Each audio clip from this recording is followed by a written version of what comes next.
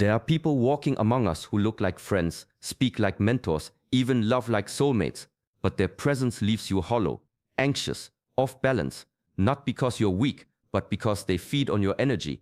In the ancient Shaolin path, we were taught that not all enemies come with swords, some come with smiles.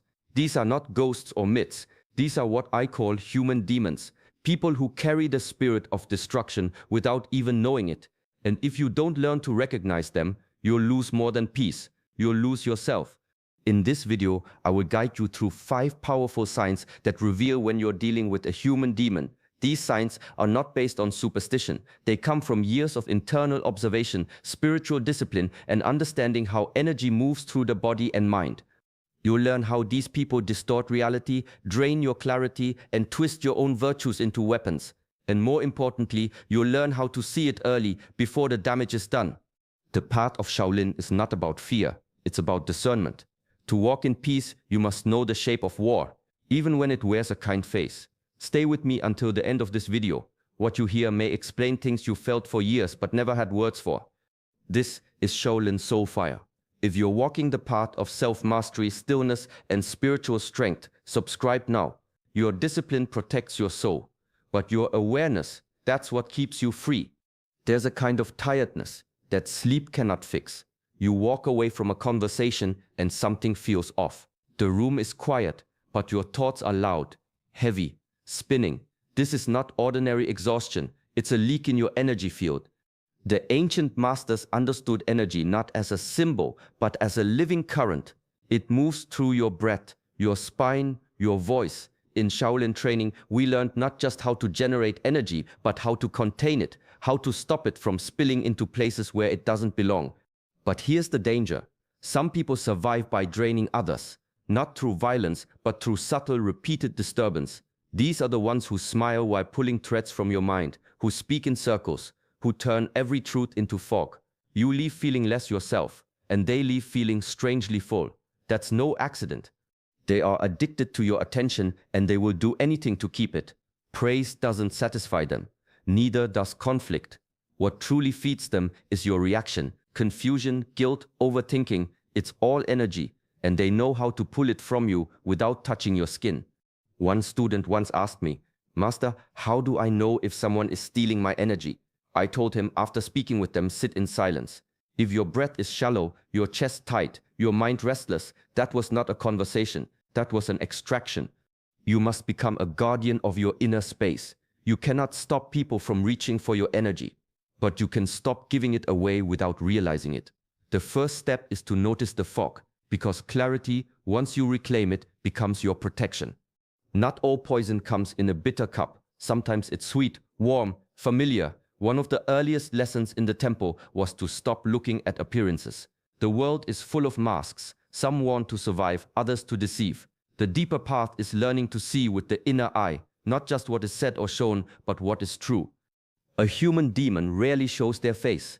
They move through charm, through timing, through precision. They speak your language, they mirror your values. They offer concern, but only when someone is watching. They learn your rhythms, then use them to pull you into theirs. This is why Shaolin monks train not just the body, but the perception. To see through illusion requires stillness, discipline. You must be quiet enough inside to notice the difference between sincerity and strategy. The most dangerous ones never argue with you. They praise you, they flatter you, they make you feel seen. But if you observe long enough, you'll notice something. Their kindness is selective, calculated. Watch how they treat those who hold no power, animals, elders, the ones who cannot serve them. That's where the truth leaks out. Do they show the same softness, or does the mask fall when no one is useful? A person's relationship with the weak reveals their soul, not their words, not their posture, their instincts. In Shaolin, we were taught that real strength bows before life. It never steps on the small to rise. The one who needs to belittle others, manipulate innocence, or dominate silence is not strong. He is hollow, and he hides that hollow place behind performance. To master yourself, you must also master your seeing. Because when the illusion breaks, the danger is no longer hidden.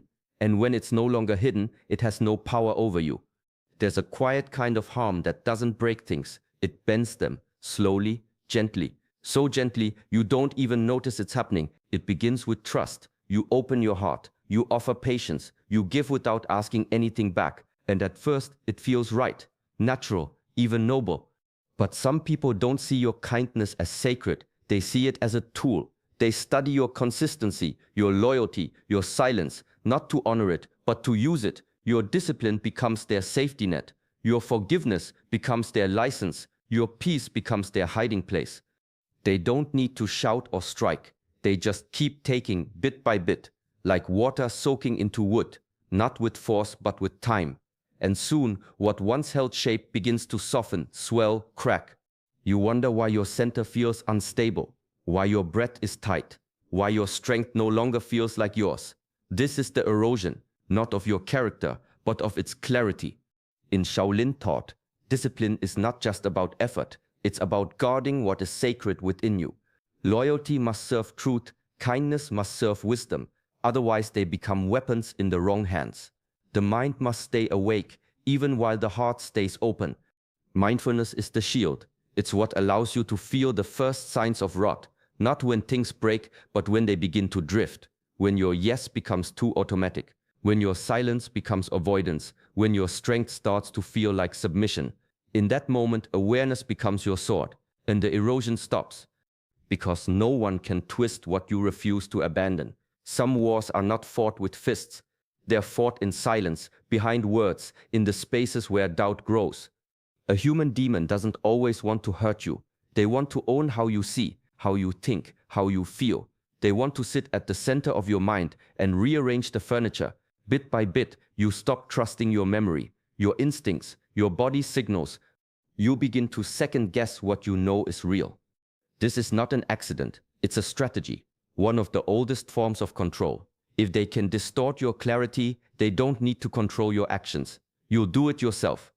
In Shaolin, clarity is not optional. It's power. It's survival. Without clarity, you cannot master movement. You cannot choose the right moment to strike or the right moment to be still. The same applies in life. When someone clouds your vision long enough, you lose the ability to navigate. They'll say it didn't happen, that you're too sensitive, that you misunderstood. Not because they believe it, but because if you believe it, they win. And the most dangerous part, you begin to gaslight yourself. You replay the moment, you search for fault, you lower your voice, you shrink. This is how people become ghosts while still breathing. But clarity can be reclaimed. Stillness brings truth to the surface. When you sit with your breath and return to your own rhythm, the spell begins to break. You remember what you saw, what you felt. You stop seeking permission to believe yourself. And when that happens, when your clarity returns, the illusion falls, because the lie only works as long as you abandon your own vision. Once you stop doing that, they can no longer reach you. Some people don't flinch when you're in pain. They watch, they wait, and somewhere behind their silence, something in them settles. It's subtle, but it's there. Your sadness makes them feel powerful. Your confusion makes them feel wise. Your collapse gives them comfort because it confirms what they secretly believed, that they are above you, that your suffering is deserved or useful. This is not just cruelty, it's parasitic energy. It doesn't chase, it waits. It thrives, not on chaos, but on emotional harvest. The more you break, the more it feeds. In the Shaolin tradition, compassion is not weakness, it's the highest discipline. A true practitioner feels the pain of others as a call to presence, not superiority. When someone winces at another's wounds, it's because they remember their own. But when someone smiles at your tears or softens at your despair, that's not compassion, that's hunger. These people don't always attack. Sometimes they sit close, offering just enough comfort to keep you near. Not because they care, but because your pain keeps you small. And as long as you're small, they don't have to face their own emptiness. The old masters said demons don't always strike. Some of them study, some of them listen. But their heart is cold. Their stillness is not peace, it's control. One way to see the truth: speak your joy. Watch how they react. If your healing makes them distant, if your confidence makes them irritated, if your light makes them shift, you've seen it. The mask slips, and once you see it, you cannot unsee it. The discipline path teaches you to protect your energy, not just from violence, but from the quiet hands that drain you with a smile. Because peace is not just about removing noise. It's about removing those who rejoice in your suffering. Silence is not the absence of sound. It's the return to yourself. In Shaolin practice, silence is sacred.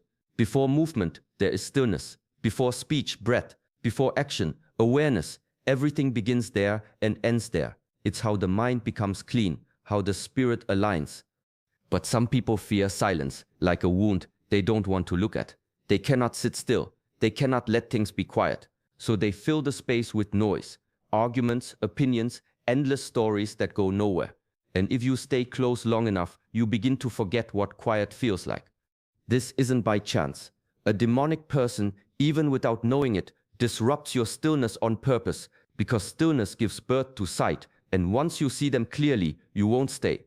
So they keep you spinning, distracted, reactive. They create little fires, emotional, mental, spiritual, and make you believe it's your job to put them out. Every day becomes a rescue mission. Every hour, a performance. But silence would expose everything. You'd hear the lies between the words. You'd feel the truth in your body. You'd notice the weight that always enters the room with them. You'd remember who you were before they entered your life. This is why inner discipline matters. You must protect your silence like it's life itself, because it is. Not everyone deserves access to your peace. Not everyone is meant to sit in your quiet.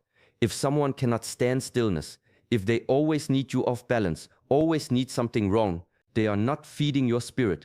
They are hiding from their own. Silence reveals, and what it reveals frees you. Some people don't meet you, they become you. They listen carefully. They notice what moves you, what words you use, what future you dream about, and soon it feels like you found someone who understands your soul, the same values, the same rhythm, the same path. But something isn't right. Not quite. It's too perfect, too fast, too rehearsed. What you're sensing isn't resonance, it's mimicry. In the ancient part, students were warned not just of open enemies, but of the ones who reflect your light back at you, not to honor it, but to use it. These are not companions. They are mirrors shaped by intent, and the reflection they offer is bait. They make you feel seen, so you'll stop seeing them. They match your inner world, so you'll let down your guard. And once your trust is open, they begin their work, not always malicious, but always consuming. This is where inner observation becomes essential. In Shaolin training, we don't just observe the world, we observe the one observing. We watch ourselves, our reactions, our attachments, our hunger to be understood, because it is often that hunger that blinds us. We want to be met so deeply that we miss the trap in the mirror. A false mirror reflects everything except truth. So pause, watch, let time reveal what charm tries to conceal.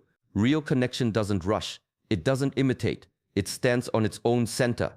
When someone is too much like you, ask, who are they when you're not around? What do they stand for when no one's watching? Stillness will answer, and when it does, you'll know if what you're looking at is a reflection or a mask. There was a time when you moved with certainty, quiet, steady, grounded. You didn't need to explain yourself. You felt your direction like a current under your skin. Even when life was unclear, something in you knew where to step. But now, hesitation. You question your choices, your words, even your instincts. You pause before speaking, afraid you might be wrong. You wonder if you're too much or not enough. You replay conversations long after they're over. This is not what growth feels like. Growth humbles you. Yes, but it sharpens you. It deepens your listening. It strengthens your trust in yourself. What you're feeling now is corrosion.